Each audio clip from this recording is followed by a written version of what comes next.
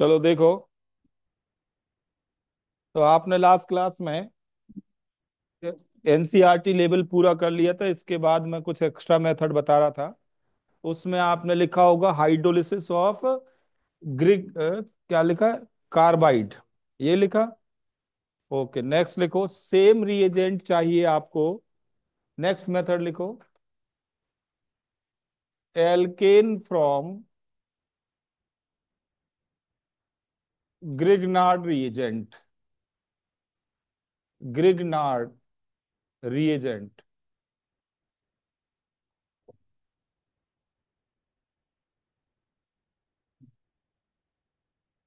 Scientist हैं Grignard. Reagent को हम डिनोट करते हैं RMgX से। RMgX में R क्या है? कार्बेनियन। R एक कार्बेनियन है, मिथाइल कार्बेनियन, इथाइल कार्बेनियन, प्रोपाइल कार्बेनियन। Mg है Mg2+ आयन। और X है कुछ भी इनमें से F-Cl-, Br-, और I- में से। हेलोजन कोई भी ले सकते हैं आप।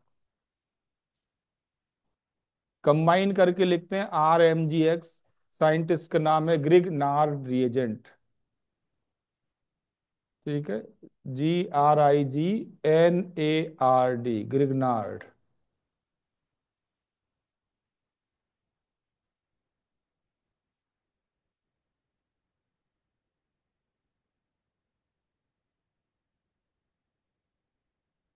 ठीक है। और इसमें वो सारे रिएजेंट ऐड करते हैं जो रिएजेंट आपने पिछली रिएक्शन में लिखे होंगे। कार्बाइड की रिएक्शन में लिखे थे रिएजेंट सारे। उनको लिस्ट आउट कर देना है आपको। ठीक। तो ये लिख लिया सबने? तो आपको क्या करना है? लेफ्ट हैंड साइड लिखें CH3 Mg Br और Mg Cl। जितने भी रिएजेंट आपने लिए थे, वाटर लिया था आपने, CH4 बन जाएगा। वाटर की जगह आप कोई अल्कोहल ले लें तो भी CH4 बनेगा। अल्कोहल की जगह आप कोई एसिड ले लें तो भी CH4 बनेगा। एसिड में HCl H2SO4 भी ले सकते हैं। हर एक बार मीथेन आपको मिलेगी।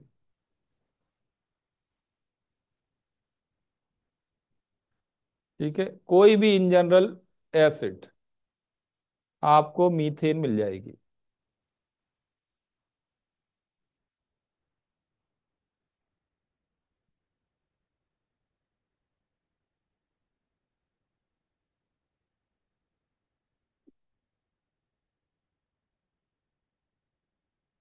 मीथेन कैसे डिसाइड की? तो ये जो ग्रुप है ना CH3, इसमें एक H बढ़ा देना है, बस इतना ही करना है। एक H बढ़ा देना है और कुछ नहीं करना।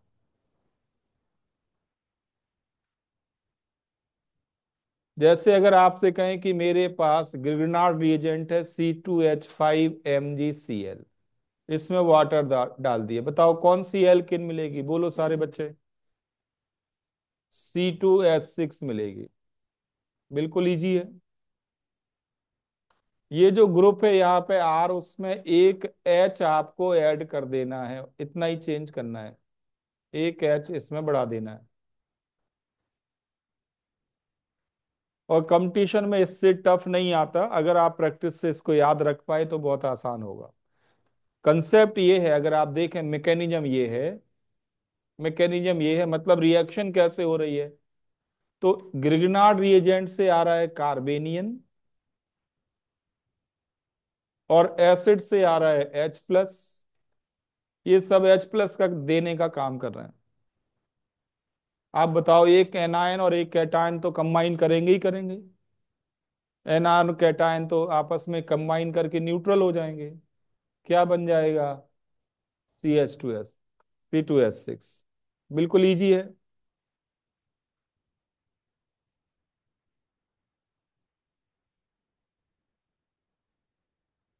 याद हो जाएगी रिएक्शन सभी को।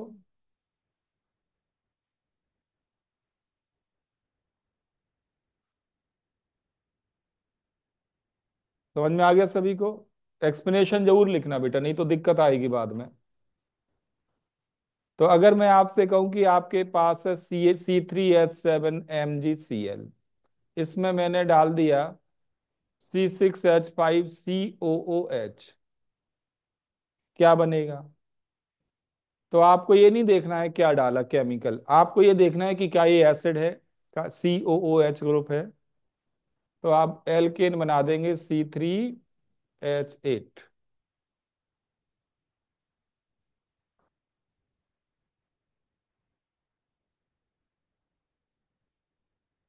क्लियर है सभी को?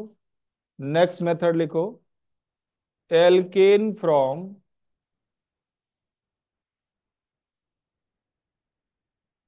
गिलमन रिएजेंट।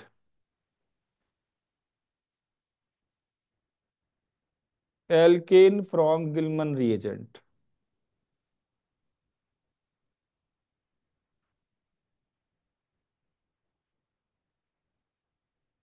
गिलमन रिएजेंट को हम डिनोट करते हैं R2CuLi से।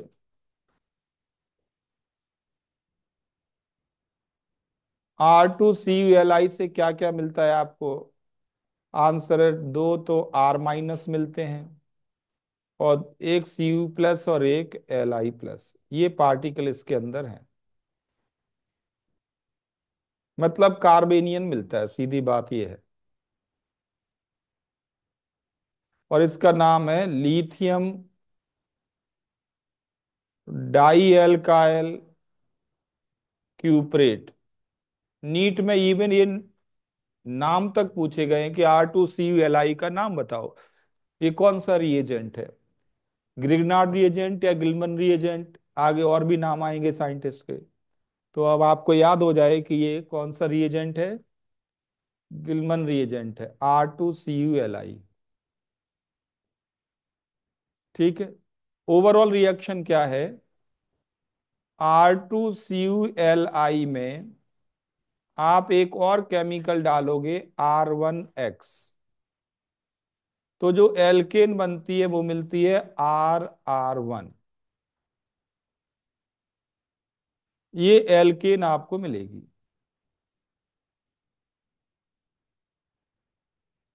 एक आर तो गिलमन रिएजेंट से आया, और दूसरा आर कहां से आया? एल्काइल हैलाइड से। ये दोनों आर इकट्ठे हो गए और बन गया RR1।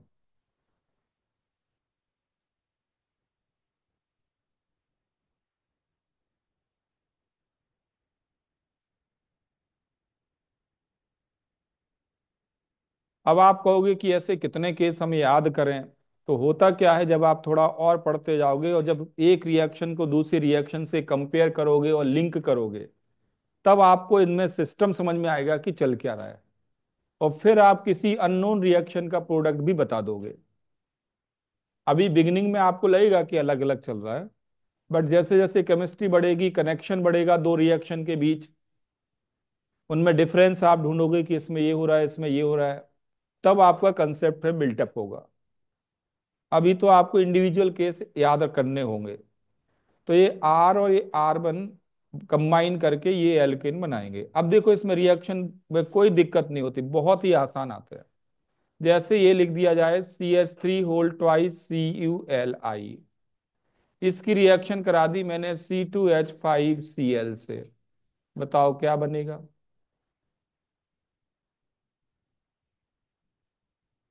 तो ये बन जाएगा CH3C2H5, प्रोपेन बन जाएगा कि नहीं?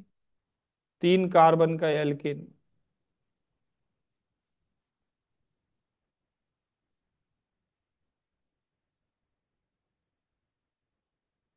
बाकी दो प्रोडक्ट बनाने हैं, तो एक लिथियम का क्लोराइड बनेगा, एक कॉपर का क्लोराइड बनेगा। लेकिन ये कोई पूछता नहीं है, और बैलेंस करना नहीं है आपको। ठीक है। अब जो कंपटीशंस में आते हैं वो क्या करते हैं, इनमें से किसी एक को एरो के ऊपर लिख देते हैं। एरो के ऊपर लिखने से रिएक्शन में कोई फर्क नहीं पड़ता। मतलब ये कि अगर मैं आपसे कहूं कि मेरे पास CH3Cl है, और मैंने इसमें डाल दिया CH3 होल ट्वाइस CuLi। बताओ इसका प्रोडक्ट क्या है? ऑप्शंस: मीथेन, इथेन, प्रोपेन और ब्यूटेन। बस एग्जैक्ट प्रॉब्लम ये आनी है, एग्जैक्टली ये आनी है। तो अब आपको जो बेसिक बात दिमाग में रखनी है वो ये कि एक आर तो गिलमन रिएजेंट से आएगा और एक आर आएगा RX से। इन दोनों को कंबाइन करके एल्केन बनानी है, ये है बात। अब इसको यहां अप्लाई करो। तो एक आर तो ये हो गया CH3, और दूसरा आर यहां का CH3। क्या बन जाएगा? CH3 CH3।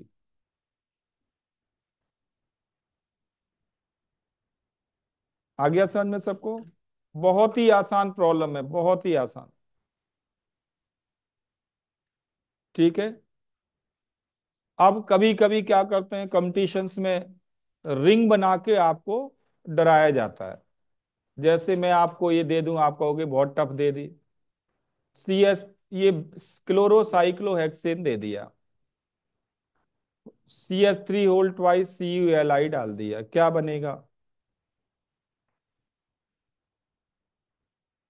तो अगर आप कंसेप्ट समझ रहे हैं तो एक ग्रुप ये होगा और दूसरा ग्रुप क्या होगा? यहां से आएगा, ऐसे ही होगा। तो यहां से Cl आउट करना है। क्या करेंगे? Cl की जगह क्या दिखा देना है आपको? CH3, मिथाइल साइक्लोहेक्सेन बन जाएगा।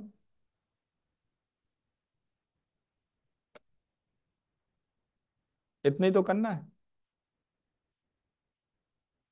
अब अलग अलग ईयर में प्रॉब्लम तो यही आई है।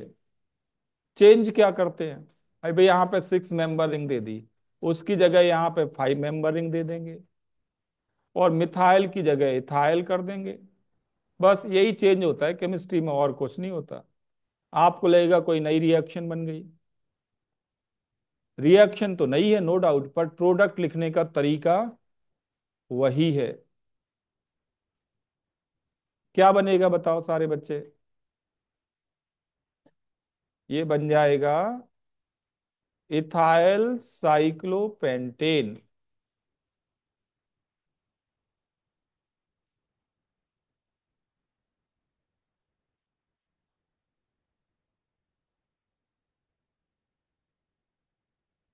क्लियर है बेटा सभी को?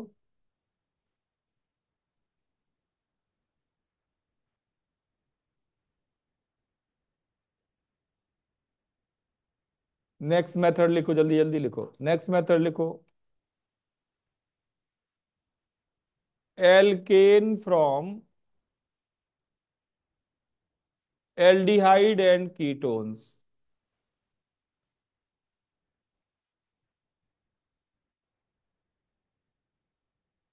Alkene from aldehydes and ketones. Aldehyde और कीटोन से एल्केन बनाने के 3 मेथड हैं। नंबर 1,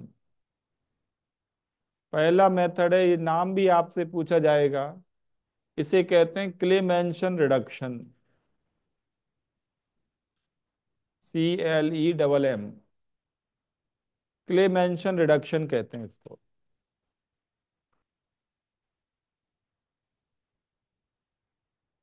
आपके पास कोई भी एल्डिहाइड हो, कोई भी, ठीक है, ये है एसिटल्डिहाइड। इसमें आप Zn को मरकरी में पहले डिजोल्व कर लो। Zn Hg, क्या होता है? लिक्विड। Hg एक सॉल्वेंट का काम करता है। Zn Hg में मिक्स हो जाता है, डिजोल्व हो जाता है। तो Zn को किस में डिजोल्व कर लिया? Hg में। जो सॉल्यूशन बना उसका नाम है एमलगम, इसे कहते हैं जिंक एमलगम।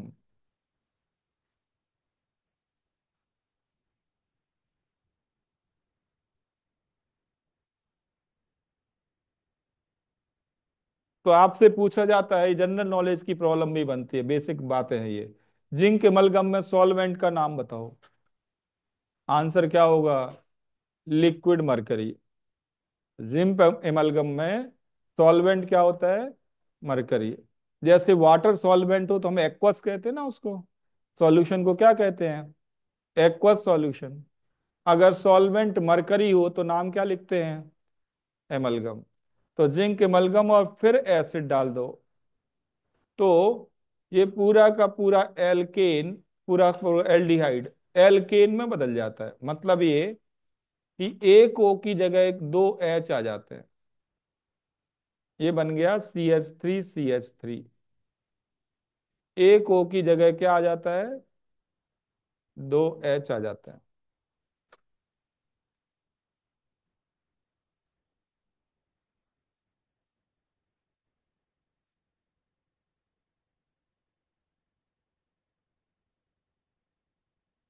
तो प्रोडक्ट बनाना बहुत ही आसान है। सी डबल बॉन्ड ओ को किस में बदल दो।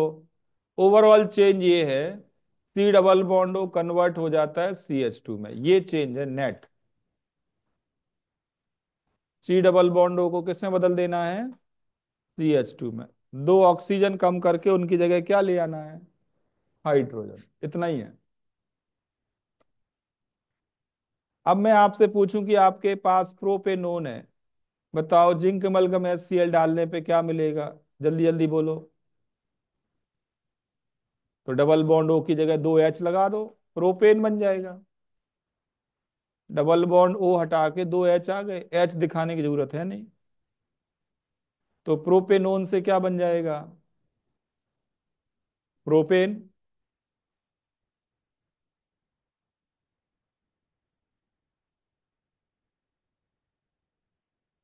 ब्यूटेनॉन से क्या बनेगा बताओ? ब्यूटेन बन जाएगा। आप बोलोगे तो याद हो जाएगा, चुपचाप रहोगे तो बहुत दिक्कत होगी, आपका ब्रेन एक्टिवेट ही नहीं हो पा रहा।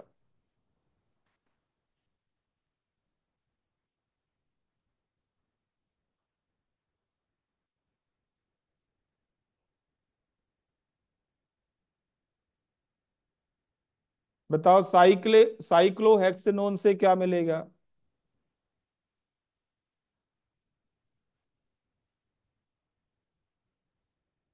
आंसर है साइक्लोहेक्सेन।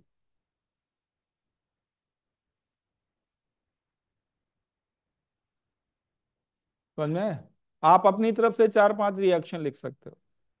कोई भी एल्डिहाइड और कीटोन ले लो, वो किस में बदल जाएगा? एल्केन में।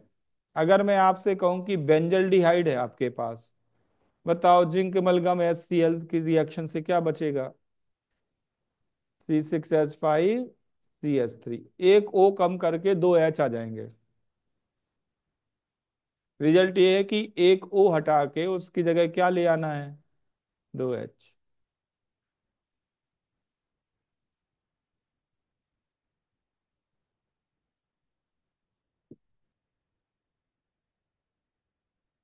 सबको याद हो जाएगा।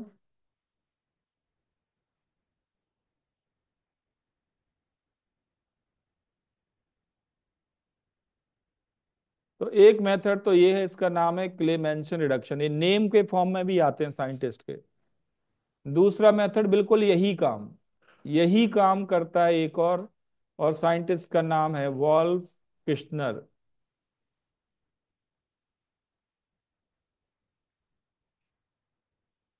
Wolf Kishner reduction.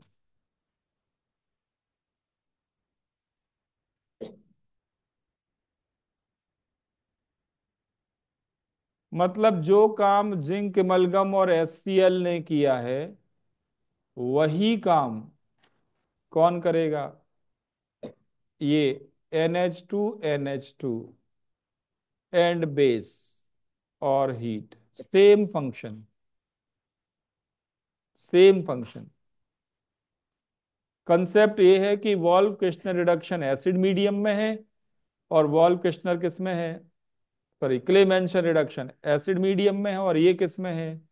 Basic medium में। ये मेजर डिफरेंस है।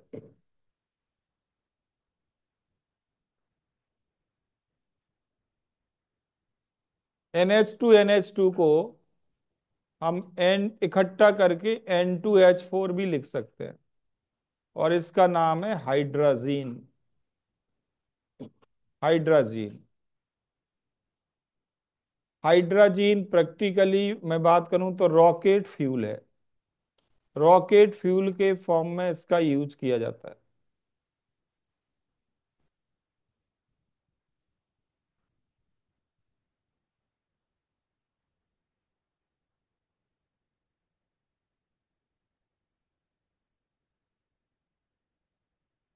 तो जो रिएक्शन आपने यहाँ पे अभी लिखी है, वहां पे बस एरो के ऊपर क्या लिखना है वो बदल दो, प्रोडक्ट बिल्कुल सेम बनाना है, कोई चेंज नहीं। जैसे आपसे मैं कहूं कि बताओ इथेनॉल से क्या बनेगा, अगर पहले हाइड्रोजन डाल दें और बेसिक मीडियम में हीट कर दें, तो क्या बन जाएगा? CH3 बिल्कुल सेम। एक ऑक्सीजन कम करके क्या ले आना है? दो हाइड्रोजन।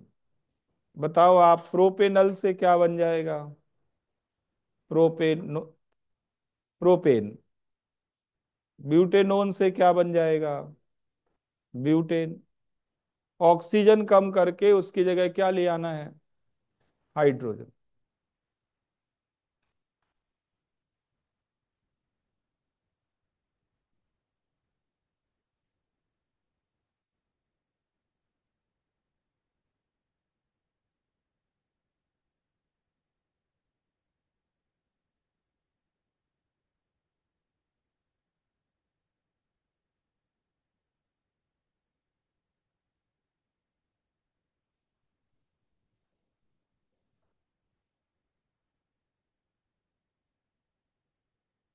ठीक है। और एक और तीसरा केस है जो बहुत वाइड है, वो है अगर आप किसी भी एल्डिहाइड और कीटोन में रेड फॉस्फोरस एंड HI डाल दो। Red phosphorus and HI।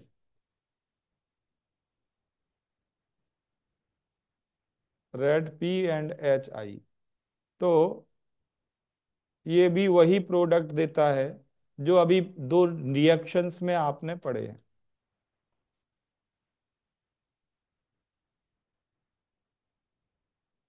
Same reaction लिखनी है, सेम, कोई चेंज नहीं।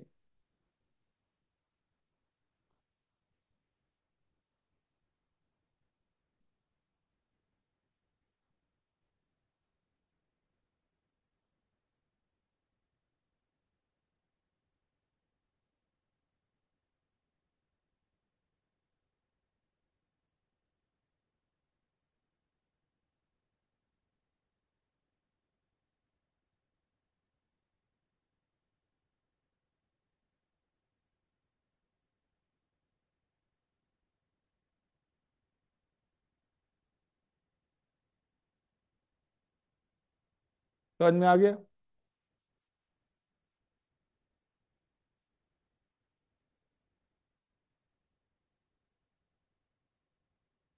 जितनी चाहे रिएक्शंस आप लिख लो। C डबल बॉन्ड O को किसमें बदल देना है आपको? CH2 में। इन तीनों केस में जो रिजल्ट है वो ये कि C डबल बॉन्ड O किस में कन्वर्ट हो रहा है? CH2। एक O की जगह दो हाइड्रोजन आ रहे हैं। बाकी कार्बन चेन में कोई चेंज नहीं करना।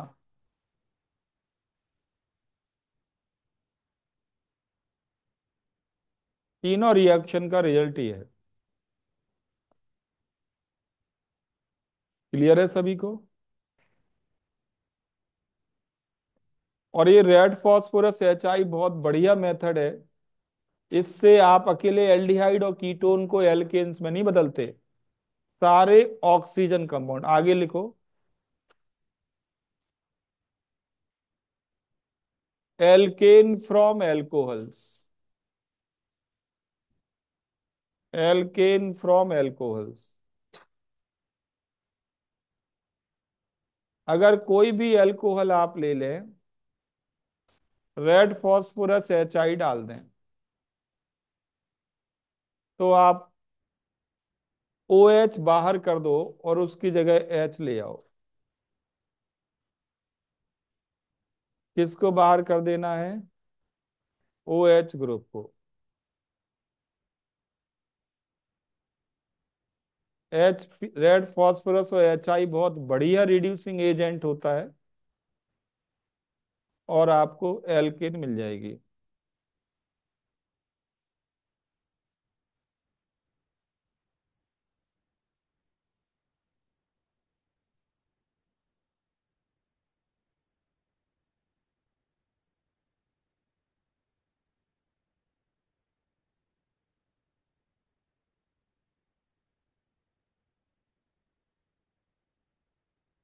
Next, alkane from acids.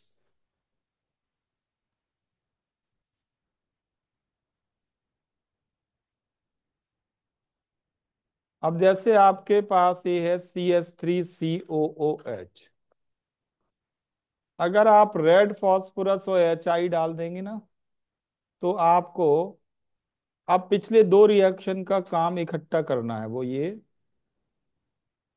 कि डबल बॉन्ड हो जाएगा तो दो एच आएंगे, और एक ओ एच ग्रुप जाएगा तो एक एच इसकी वजह से आएगा।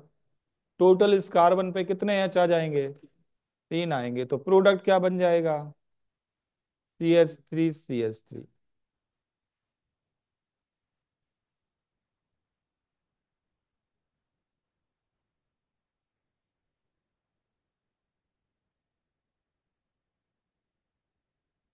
क्लियर है सभी को? काम की चीज ये है कि ये जो COOH ग्रुप है ना, कार्बोक्सिलिक ग्रुप, इसको किस में बदल देना है आपको? CH3 में। मुद्दा तो इतना सही है। ये जो पूरा ग्रुप है कार्बोक्सिलिक, ये किस में बदल गया बताओ? CH3 में। ये काम रेड फास्फोरस और HI का है।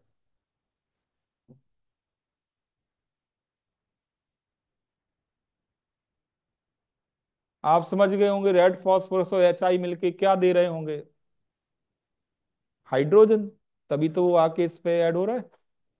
तो रिएक्शन ये है, अगर आपको फर्दर एक्सप्लेन करना है, कि P और HI दोनों आपस में रिएक्ट करते हैं, PI बनाते हैं, और कौन से एटम बनते हैं?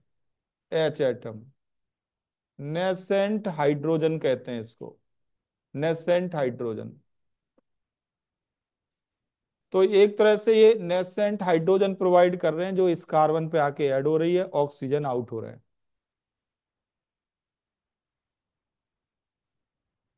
तो रेड फॉस्फोरस और HI दोनों मिलके क्या प्रोवाइड कर रहे हैं? H एटम प्रोवाइड कर रहे हैं, और वो H एटम ही इन सबको रिड्यूस कर रहा है एल्केन में।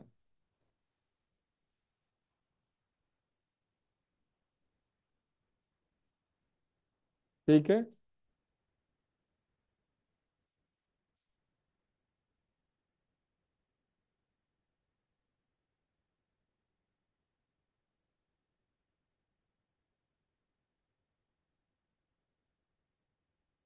इतना समझ में आ गया बेटा सभी को?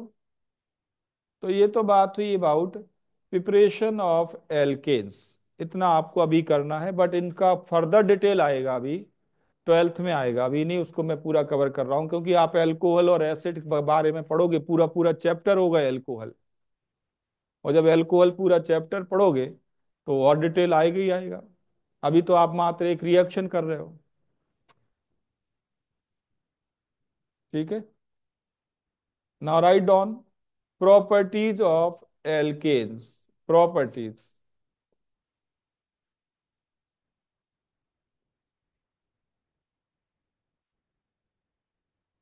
बट एल्केन की प्रॉपर्टी पे जाने से पहले 5 मिनट आप उन रिएक्शंस पे नजर डाल लो जो आज हमने की हैं। एक बार ध्यान से देखो, और कोई समझ में नहीं आ रही तो आप फ्रीली पूछो।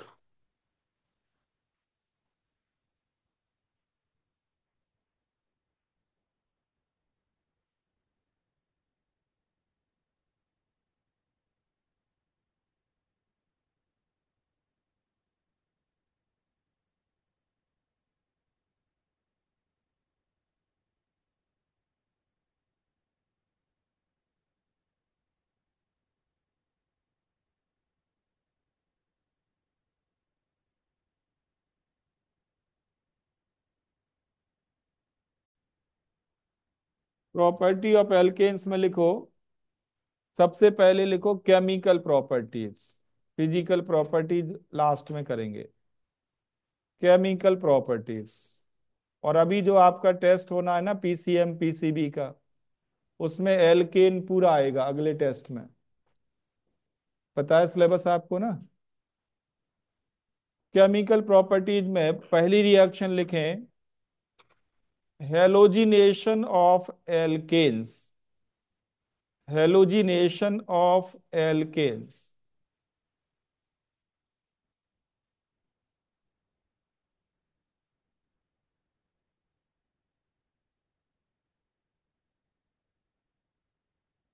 ठीक है। तो अगर आपके पास कोई एल्केन है, ये है मीथेन, सबसे स्मॉल एल्केन यही है। अगर मीथेन के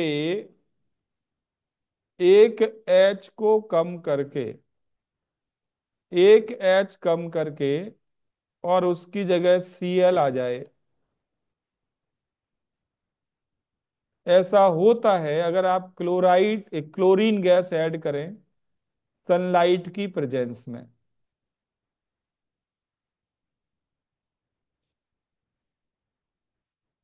तो एक एच आउट करके उसकी जगह आपको क्या ले आना है, सीएल। रिएक्शन का नाम होगा मोनोक्लोरीनेशन।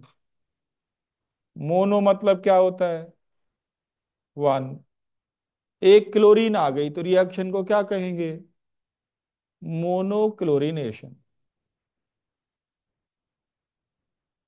इसको आप ऐसे भी सोच सकते हैं कि CH3, एक एच अलग से लिख लो और Cl2 को ClCl करके लिखो। तो एक एच और एक Cl आउट कर लो, क्या बन जाएगा, CH3Cl प्लस HCl। बात एक ही है। अल्टीमेटली एल्केन का एक एच कम करना है और उस एच की जगह क्या लेके आना है, Cl।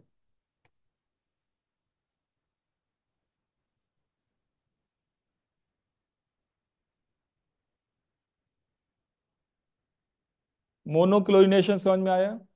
तो बता सकते हो डाई क्लोरीनेशन हम कैसे लिखेंगे। डाई क्लोरीनेशन में हमें क्या करना पड़ेगा। तो आपको स्कूल एग्जाम में आएगा कि बताओ डाई क्लोरीनेशन एग्जाम्पल दो, तो आपको क्या करना है, ऐसे एरो के ऊपर क्लोरीन लिखना, सनलाइट की जगह एच न्यू साइन बनाना। एच न्यू साइन भी बना सकते हैं, एक ही बात है।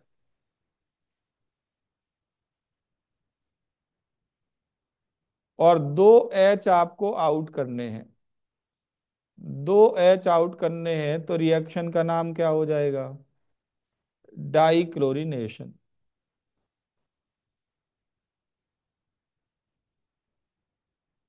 लाइकवाइज तीन एच आए तो क्या नाम होगा, ट्राई क्लोरीनेशन।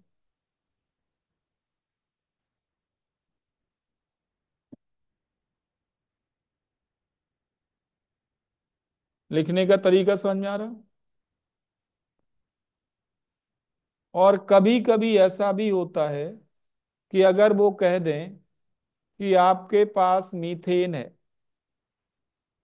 आपके पास मीथेन है और इसमें क्लोरीन आपने एक्सेस में डाल दिया, तो क्या होगा।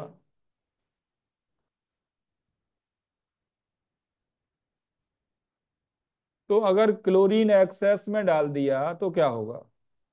अब देखो कुछ बच्चों को मैं देख पा रहा हूं कि इतनी देर से नई रिएक्शन लिखी नहीं। अब मैं जब अगली लिखूंगा तो वो इस पे आएंगे, तो उनका क्या होता है ना, गैप चलता है, इसलिए लिखने में कुछ ना कुछ छूटता है। ये एक साइकोलॉजिकल प्रॉब्लम है, कई बच्चों को मैं देख पा रहा हूँ कि उनसे हर बार कुछ ना कुछ छूटता रहता है, पीछे हो आगे हो कहीं भी हो, क्योंकि उनको लिखने की टाइमिंग ही नहीं पता कब लिखना है। ये बहुत बड़ी दिक्कत चलती रहती है। इसलिए एक वीकनेस का कारण ये भी होता है कि नोट्स आपके कंप्लीट नहीं हो पाते। तो चारों एच की जगह आपको Cl लेके आना है, अगर ब्रैकेट में क्या लिखा हो, एक्सेस। एक भी एच नहीं बचना चाहिए।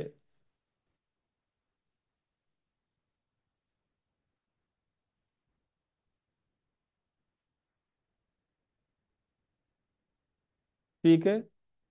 अगर C2H6 और इसमें मैं कहूं कि क्लोरीन एक्सेस में डाल दिया, क्लोरीन एक्सेस में डाल दिया सनलाइट की प्रेजेंस में, क्या बनेगा?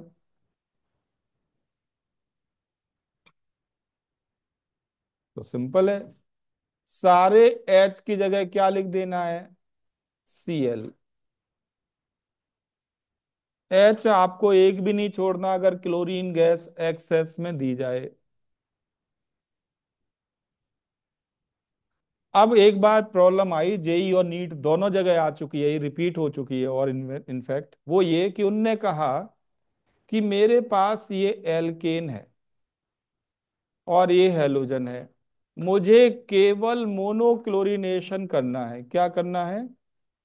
मोनोक्लोरिनेशन करना है। तो बताओ क्या होना चाहिए? C2H6 को एक्सेस में लेना चाहिए या क्लोरीन को एक्सेस में लेना चाहिए?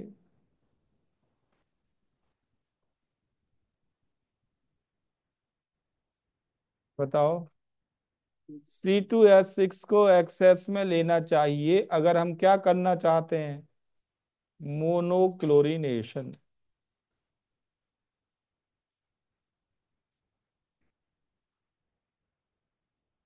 क्लोरीन एक्सेस में नहीं चाहिए।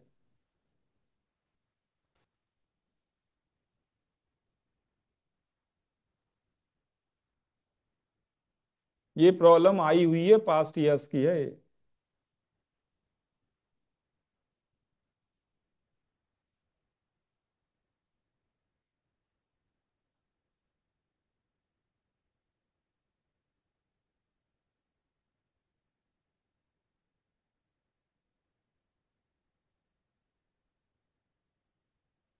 ठीक है। नेक्स्ट लिखो, कैरेक्टरिस्टिक्स ऑफ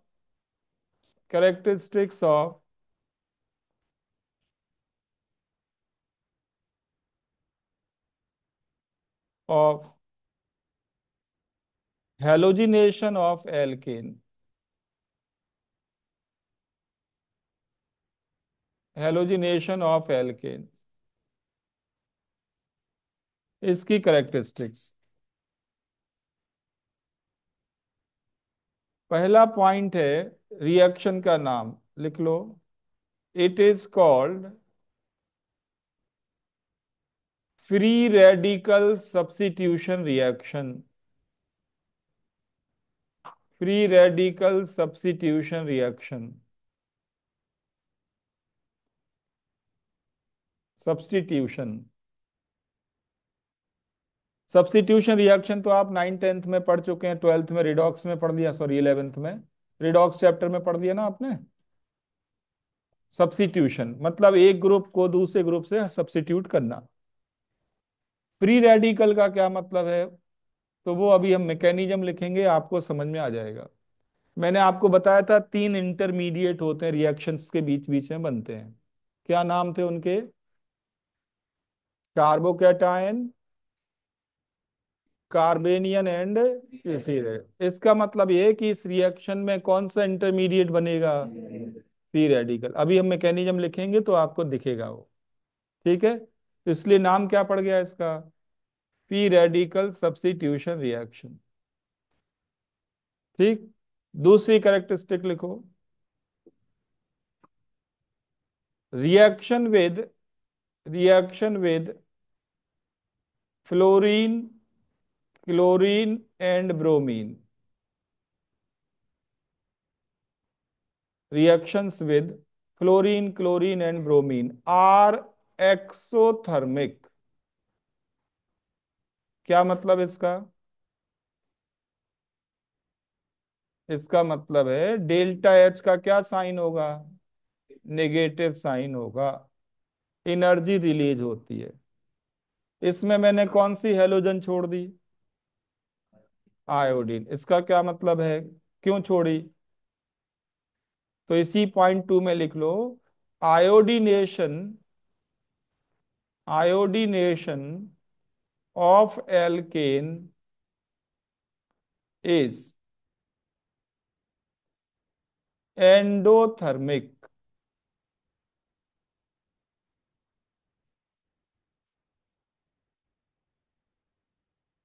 आयोडीनेशन कैसा होता है? एंडोथर्मिक। बाकी कैसे? एक्सोथर्मिक। नंबर 3। एक और डिफरेंस है, फर्दर लिखते जाएं जल्दी जल्दी, कि अगर हैलोजन फ्लोरीन, क्लोरीन और ब्रोमीन में से कोई है तो रिएक्शन इरिवर्सिबल होती है। कैसी होती है? इरिवर्सिबल। लेकिन हैलोजन अगर आयोडीन है तो रिएक्शन कैसी होती है? रिवर्सिबल। ठीक है, तो लिखें अगली property, that reaction with fluorine, chlorine and bromine, reaction with fluorine, chlorine and bromine is, कैसे है? बोलो। Irreversible. But reaction with iodine क्या है? रिवर्सिबल।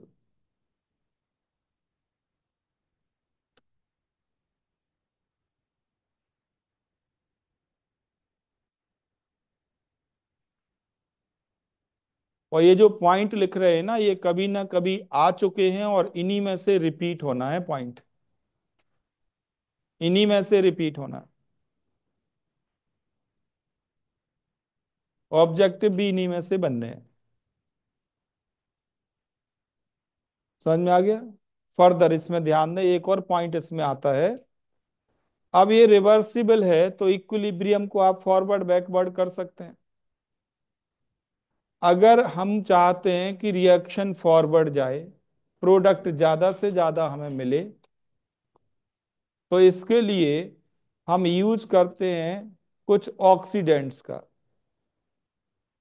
कौन से ऑक्सीडेंट से काम करते हैं?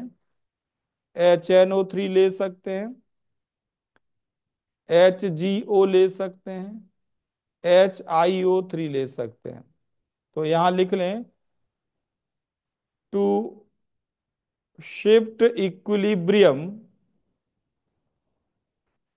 इन forward direction.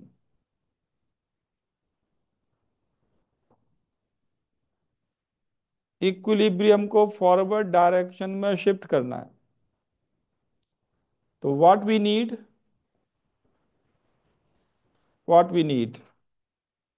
We need oxidants. Oxidant कौन से? HNO3, HGO या HIO3, यही ऑप्शंस में दिए जाएंगे। इन जनरल ऑक्सीडेंट डालेंगे तो इक्विलिब्रियम फॉरवर्ड जाता है, और रिडक्टेंट डालेंगे तो क्या हो जाएगा? बैकवर्ड आ जाएगा।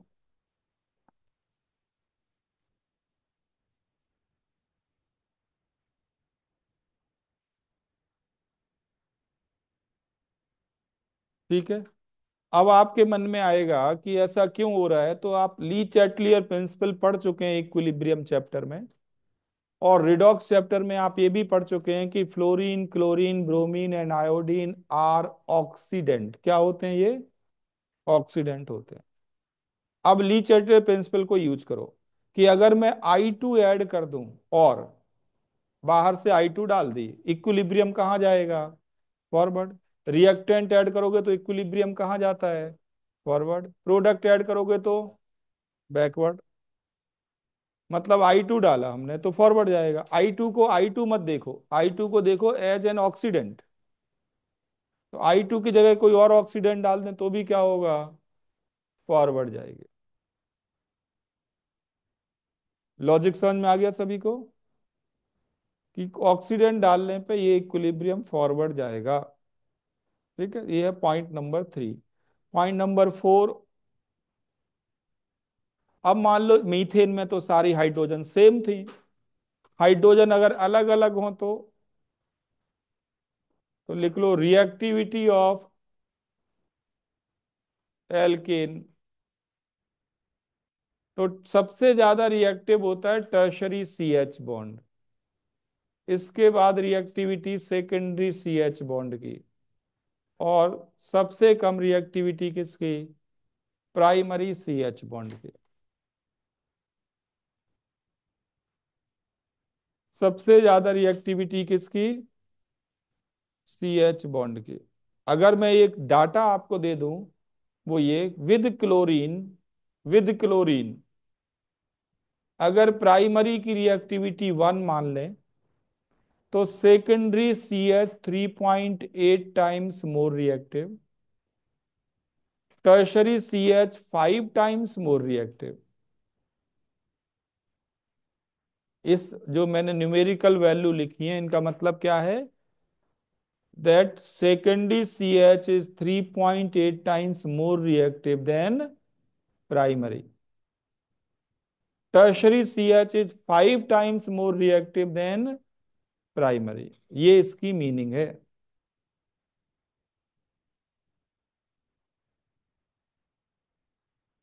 डाटा की मीनिंग क्लियर हो गई आप सबको? और ये डाटा याद करना होगा, अभी हमें इसका यूज करना है। स्कूल एग्जाम में तो काम का नहीं है, कॉम्पिटिशन्स में बहुत काम का है।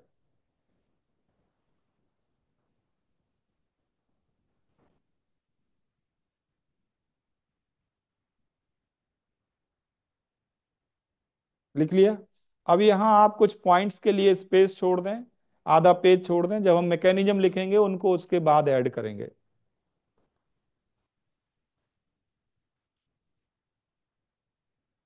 ठीक है। आपको बढ़िया नोट्स बनाने हैं तो ये बात दिमाग में रखनी, ऑर्गेनिक केमिस्ट्री में हर एक पेज के नीचे की 4-5 लाइन आप ब्लैंक छोड़ के आगे लिखेंगे। क्योंकि आगे जब बढ़ेंगे ना, तो यहाँ पे आपको कई बार हर पॉइंट पे कुछ ना कुछ ऐड करना होगा। ऑर्गेनिक केमिस्ट्री कनेक्टेड है, तो सारी इंफॉर्मेशन एक साथ नहीं लिख पाओगे आप। जब ट्वेल्थ में हर एक टॉपिक पे जाओगे तो एडिशनल पॉइंट्स मिलते रहेंगे। समझ में आया कि नहीं? तो नीचे 3-4 लाइन छोड़ के ही अगले पेज पे जाएं, वहां ऐड करने में आसानी होती है। फिर क्या होता है, लोगों ने उसका सब्स्टिट्यूट निकाला कि 4-5 लाइन तो छोड़ी नहीं, कुछ लोग तो बिल्कुल गले से पैर तक भर देते हैं पेज को। अब गले से पैर तक पेज को भर दिया आपने, लिखने के लिए जगह नहीं छोड़ी। अब कुछ ऐड करना हो तो फिर क्या करते हैं, अलग से वो आते हैं ना जो, हाँ, वो चिपकाते रहते हैं। अब क्या जरूरत है उसको करने की? आप 3-4 लाइन छोड़ के आगे बढ़ो ना, कितनी फ्रेश रहेगी नोटबुक। लेकिन नहीं, भरेंगे पूरा पेज, बाद में चिपकाते रहेंगे। बात समझ में आ गई सभी को? तो अब आते हैं रिएक्शन पे। पहले तो मैं कुछ एग्जांपल लिख रहा हूं जो आपको स्कूल लेवल पे लिख लेना है, स्कूल लेवल पे मात्र यही लिखना है। ये जो मैंने बिगिनिंग में रिएक्शन लिखी ना, ये आपके स्कूल के काम की है। डाइक्लोरिनेशन आपके स्कूल का काम का है। ये जो बिगिनिंग में मैंने कहानी लिखी है, ये सब आपके स्कूल एग्जाम तक की बात है। दोबारा इनको मैं लिख देता हूँ, एक बार फिर से लिख लें। ठीक है। तो जैसे मीथेन है, मीथेन में आप फ्लोरीन, यहां मैं ब्रैकेट में लिख रहा हूं क्लोरीन ब्रोमीन, इन तीनों के लिए सनलाइट चाहिए। बट आयोडीन के लिए सनलाइट नहीं चाहिए, आयोडीन के लिए तो कुछ और चाहिए। क्या चाहिए आयोडीन के लिए? ऑक्सीडेंट। तब रिएक्शन फॉरवर्ड जाती है। ठीक है। ये सब मैं अभी स्कूल लेवल की बातें दोबारा लिख रहा हूं। अगर ऐसे लिखा हो, क्लोरीन डाल दें। क्लोरीन और ब्रोमीन के केस ज्यादा आते हैं। C2H5Cl, HCl लिखना जरूरी नहीं है। ठीक।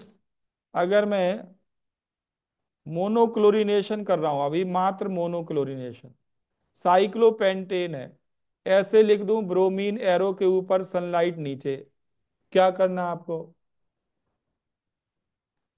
मोनोब्रोमिनेशन करना है तो किसी भी एक कार्बन पे H कम करके क्या ले आओ वहां पे, Br।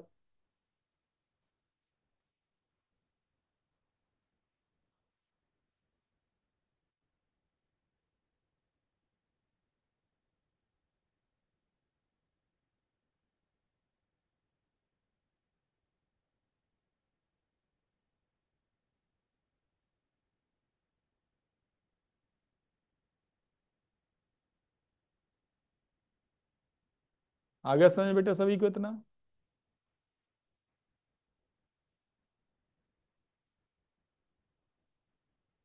अब इसमें दो तरह के क्वेश्चंस आपसे एग्जाम में पूछे जाएंगे।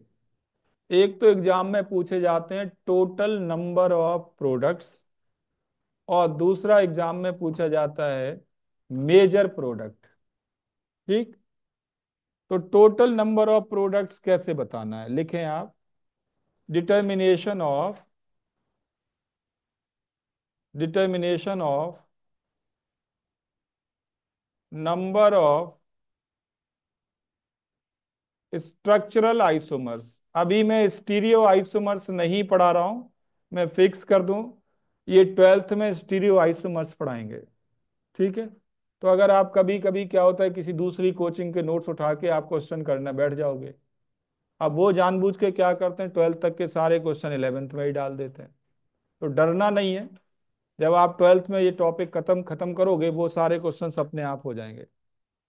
तो अभी स्टीरियो आइसोमेरिज्म बेस्ड क्वेश्चन पे इलेवेंथ में फोकस नहीं करना।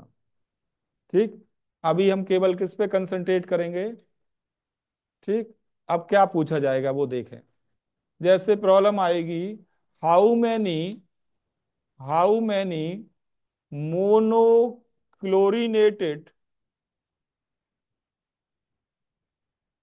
Monochlorinated structural isomers could be prepared from propane. ऐसे आएगा, इंटीजर टाइप भी आ सकती है। जेई मेंस और नीट में तो ज्यादातर स्ट्रक्चरल आइसोमर्स ही पूछते हैं, कभी कभी स्टीरियो पे भी आ जाते हैं तो फिर वो बहुत टफ हो जाती है। जेई एडवांस वाले केवल स्टीरियो पूछते हैं। आप अभी समझ जाएंगे, स्ट्रक्चरल बताना बहुत आसान है। जैसे ये है मेरे पास प्रोपेन, प्रोपेन का वो कह रहे हैं मोनोक्लोरिनेशन करना है। ठीक। अब देखो तरीका देखो, आप ओरल भी बता सकते हैं बिना पेन पेपर के भी ओरल भी कर सकते हैं सोच सोच के। देखो कैसे, ध्यान दो। ये दोनों कार्बन लाइक हैं कि नहीं है, ये भी टर्मिनल ये भी टर्मिनल, नंबरिंग लेफ्ट से शुरू करो या राइट से, दोनों लाइक हैं इसलिए मैंने वन लिख दिया। और ये उससे डिफरेंट है, तो कितने स्ट्रक्चरल आइसोमर्स बन सकते हैं, दो बन सकते हैं। एक बार Cl किसी एक वन पे दिखाओ और दूसरी बार Cl2 पे दिखाओ, यही दो बन सकते हैं। तो इस प्रॉब्लम का आंसर है 2, ये इसका आंसर है।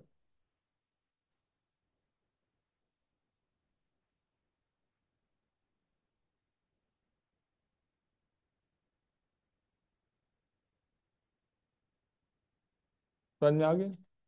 अब जो क्वेश्चंस आएंगे फर्दर मैं बता दूं, दो इसमें फर्दर दो टाइप हैं, एक मोनोक्लोरिनेटेड और दूसरा डाई क्लोरिनेटेड। मोनो की जगह क्या करना होगा, डाई। अगर मैं आपसे कहूं आपके पास प्रोपेन है और एरो के ऊपर लिख दूं डाई क्लोरिनेशन, बात एक ही है। बताओ कितने प्रोडक्ट बनेंगे।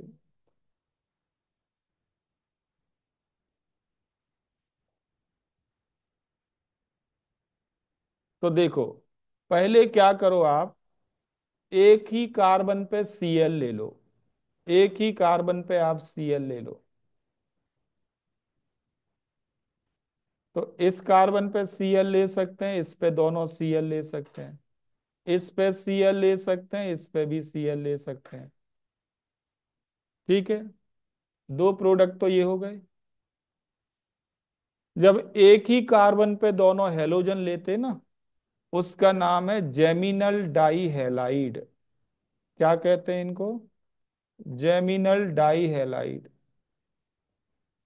या simply GEM, gem dihalide भी कह देते हैं, एक ही बात है।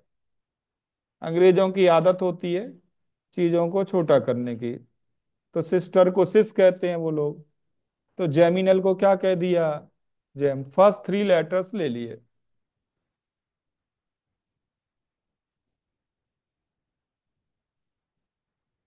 तो सेम कार्बन पे हेलोजन आए दोनों, तो नाम क्या हो गया, जेमिनल। दो प्रोडक्ट तो ये हो गए। फिर ऐसा भी तो कर सकते हैं कि एक Cl कार्बन 1 2 डाई क्लोरो बना लो, 1 और 2 पे ले लो। अगर एडजेसेंट क्लोरीन आती है ना, तो उसका नाम है विसिनल। ये हो गया विसिनल डाइहेलाइड। Cl कहाँ प्रेजेंट हो? एडजेसेंट। तो दो जेमिनल डाइहेलाइड बन गए, एक विसिनल बन गया।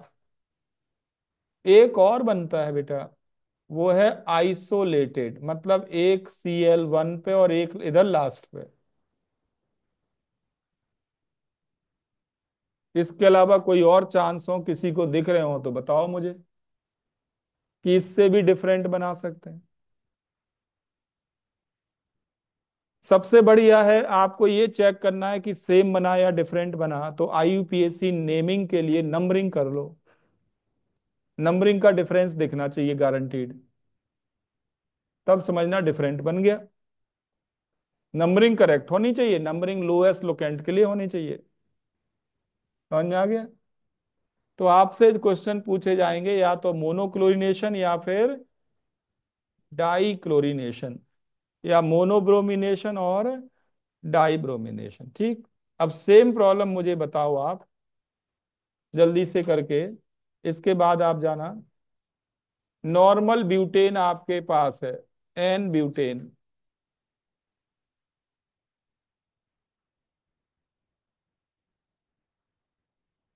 इसका मोनोक्लोरिनेशन करें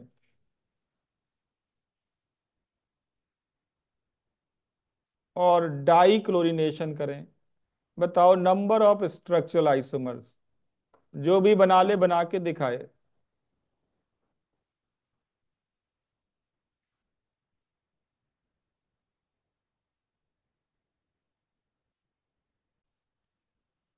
जेमिनल आप बना के नेमिंग कर लो, तो दो बनेंगे जेमिनल। विसिनल कितने बनेंगे? विसिनल देखो, एक बनेगा 1 2 डाई क्लोरो, एक बनेगा 2 3 डाई क्लोरो। ध्यान देना, ये दो बन गए जेमिनल, ये दो बन गए विसिनल। अब आइसोलेटेड फॉर्म, ना तो जेमिनल ना विसिनल। तो कितने बन सकते हैं? तो एक बन सकता है 1 3 डाई क्लोरो, और एक बन जाएगा 1 4 डाई क्लोरो। ये आइसोलेटेड हो गए, ना जेमिनल ना विसिनल। तरीका समझ में आ रहा है कैसे सोचना है? फिर एक प्रॉब्लम दे दूं करने को, अगली क्लास में आप आंसर करना, लिखो। अगर आपको दिया जाए मिथाइल साइक्लोपेंटेन, इसका मोनोक्लोरिनेशन किया, आपको बताना है नंबर ऑफ प्रोडक्ट्स। ठीक, बना के लाने। दूसरा, साइक्लोपेंटेन का डाइक्लोरिनेशन किया,